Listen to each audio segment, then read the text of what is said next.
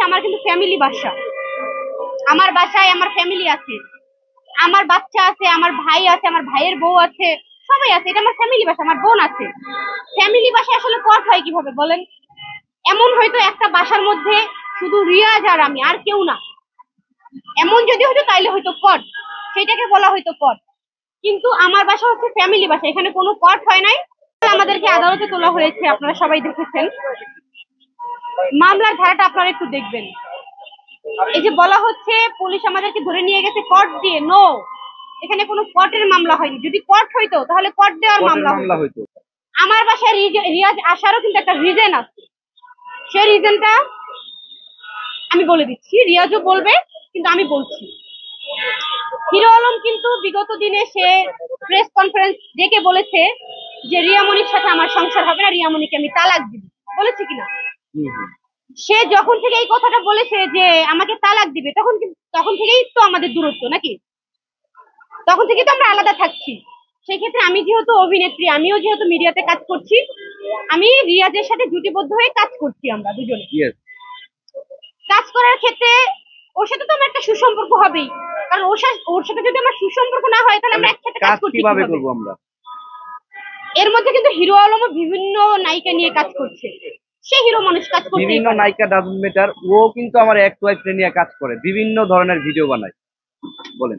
আচ্ছা, হিরো আলমে কিন্তু রিয়াজের ওয়াইফকে নিয়ে কাজ করছে, এক্স ওয়াইফ।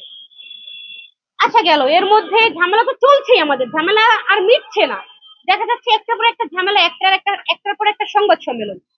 দেন হিরো আলম কি করলো, বললো যে আমরা এটার একটা মীমাংসা চাই।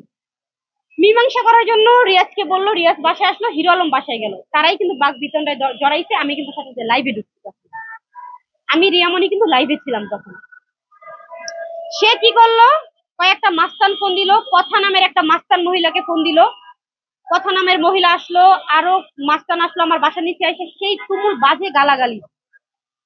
আমি বাসার নিচে নামলাম, নেমে আলমকে বললাম, দেখো তুমি তো মুসলমান, তুমি যে নিচে নেমে বলছো রিয়ামণি রিয়াজ একসাথে, নো, এটা তো আমার ফ্যামিলি বাসা, তুমি তো জানো এখানে আমার বাচ্চা আছে, আমার মা আছে, আমার বোন আছে, ভাই আছে, ভাইয়ের বউ আছে, এখানে কটের কোনো বিষয় নেই, তুমি কিন্তু মুসলমান। আমি কিন্তু ওকে বলছিলাম বারবার এই কথাটা, আপনারা সবাই কিন্তু ভিডিওটা দেখছিলেন। আচ্ছা আমি শেষ করি। দেন তারপর কি হলো, আমি 999 কল করি যে আমার বাসার নিচে যে বিশৃঙ্খল হচ্ছে, আমাকে নিয়ে আজে বাজে কথা বলছে, রিয়াজকে নিয়ে আজে বাজে কথা বলছে। তখন কিন্তু থানা থেকে ফোর্স আসে, ফোর্স এসে কিন্তু হচ্ছে গিয়ে ওদেরকে চলে যেতে বলে, এবং আমাদেরকে সেফটি দেওয়ার জন্য কিন্তু আমাদেরকে বাসার নিচে নামানো হয়।